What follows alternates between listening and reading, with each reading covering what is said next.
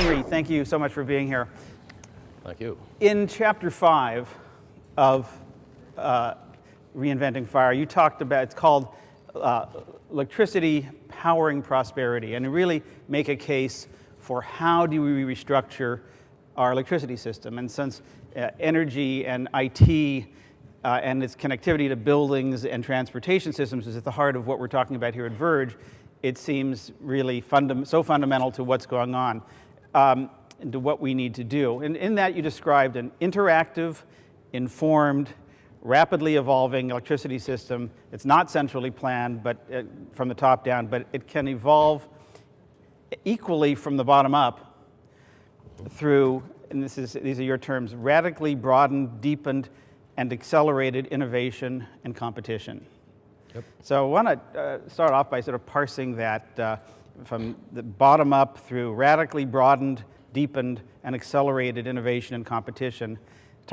Give us a little bit about what that vision is for that electricity system that you envision. Well, let's start, as we always should, on the demand side.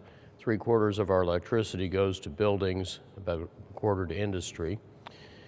And currently that has about nothing to do with the oil system, but of course the two converge when you make vehicles very efficient, because then you can afford to electrify them because they need 2 or 3 times fewer batteries, fuel cells, and so on.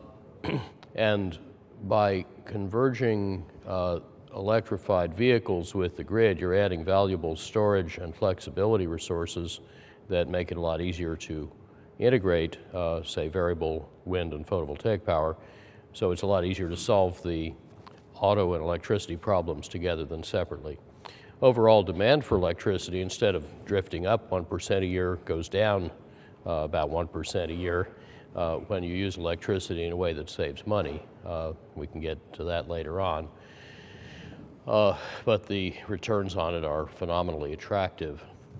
Now, once you're using less electricity, it's a lot easier to supply it differently.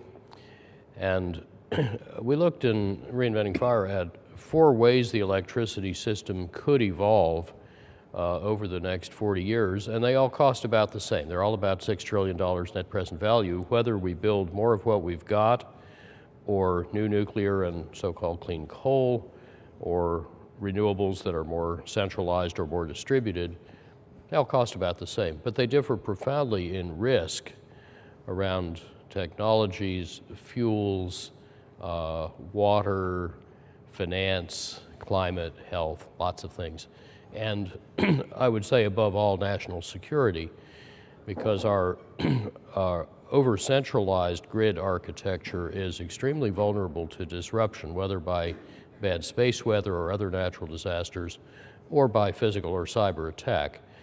Now, of the futures we examined, the one that best manages all these risks, and the only one that manages the risks of cascading and potentially economy-shattering blackouts, is a distributed renewable future. Because then you can reorganize the grid into netted, islandable microgrids. That's where the Pentagon's headed for its own supply, for its mission continuity. What does that say about the rest of us? We want our stuff to work too. And indeed, in my house, we're islandable, and we don't know whether the grid's working or not, because our stuff works anyway. So the whole house is an uninterruptible power supply, and that ought to be the default design.